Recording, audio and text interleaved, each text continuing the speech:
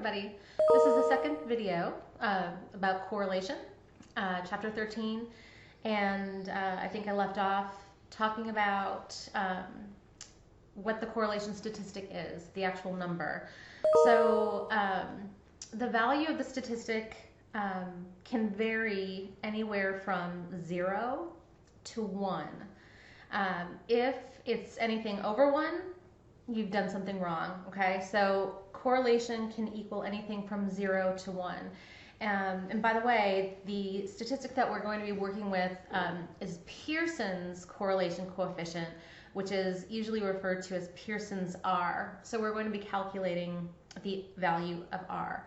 So R is going to equal anything from 0 to 1, and that value can be either positive or negative in sign. Okay, so the statistic tells you two things. It tells you the strength of the relationship based on the value of it, the actual number of it. So the value that is closer to 0 indicates a very weak or non-existent relationship. In fact, if R is equal to 0, no relationship exists at all. The closer the value becomes to 1 tells you the stronger the relationship is. Now the sign, what does the sign tell you? The sign tells you the direction of the relationship, whether it's a positive relationship or a negative relationship. So in that regard, the actual value of R can be anywhere from a -1 to a +1, with 0 right in the center. So 0 is no relationship. On the positive side to +1, the more strongly the relationship is. And then on the negative side to -1, the more strong the relationship is, okay? So the closer the value is to 1, whether it's negative or positive, it tells you it's stronger in relationship. The closer it is to 0, it tells you it's weaker in relationship. So you look for two things: the value for the indication of its strength, and then the sign for the indication of the relationship. So let's look at the direction of the relationship. So here we have one example from baseball, looking at the total payroll in millions of dollars, and then the win percentage.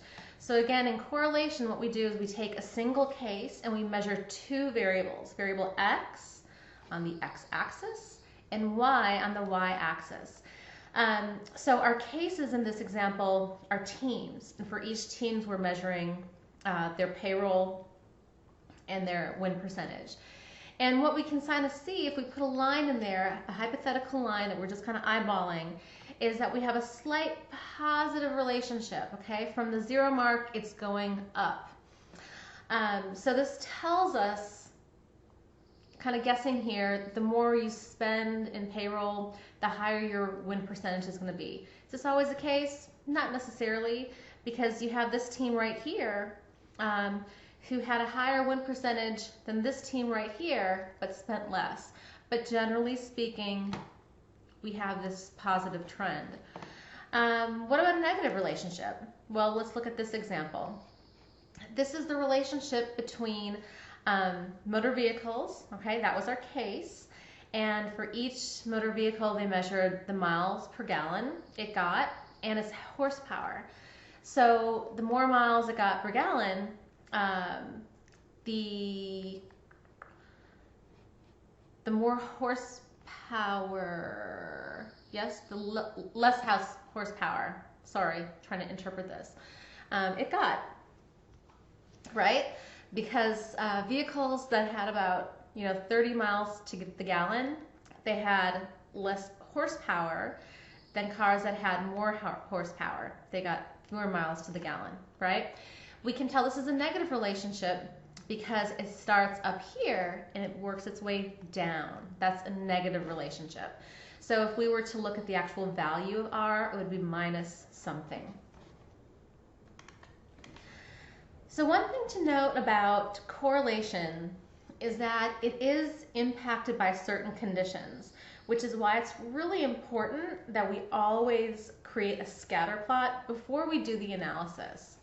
So there are 3 conditions that affect it. They're nonlinearity, outliers, and restriction of range. right? What is non-linearity?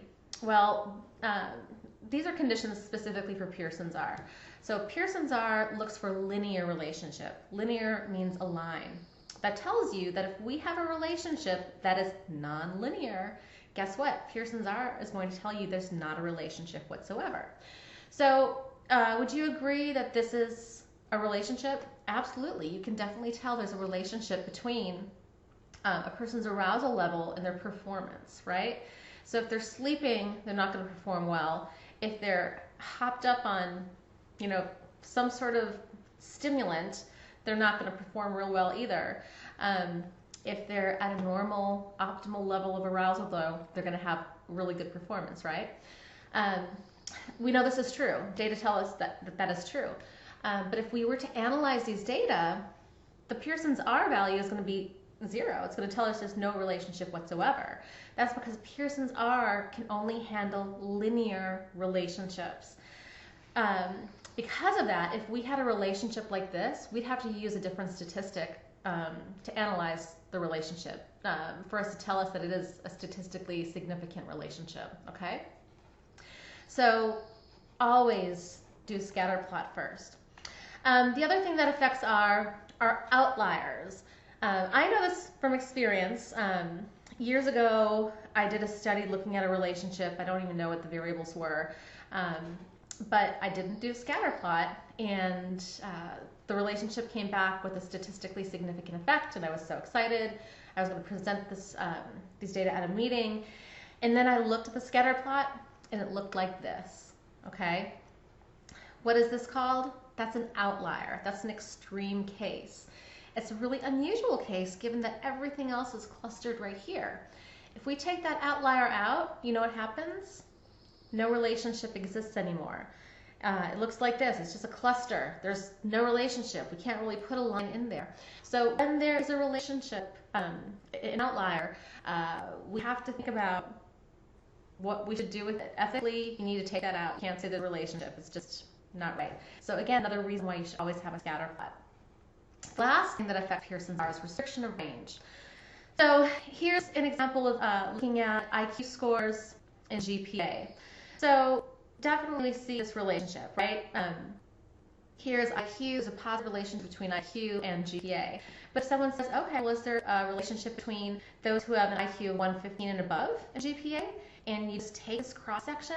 Well, not anymore, because guess what? We have restricted the range so much on this variable that we just have this cluster, and it's not going to produce that relationship. It's restricted so much we're not going to see what's there. So what's important is when we're doing correlational analysis, we need to make sure that the range of values in both X and Y is sufficient enough so that we can see a relationship if one does emerge, okay?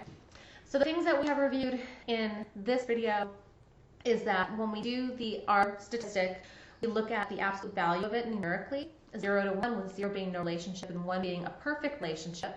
We also look at the sign to indicate whether it's a positive or negative relationship. We've looked at the factors that we need to consider and the factors that can affect whether there's a relationship. And then the next thing that we're going to do in video 3 is an example that's going to help you understand this better and actually how to calculate Pearson's R. So as always, if you've got any questions, let me know. Email me at isakorski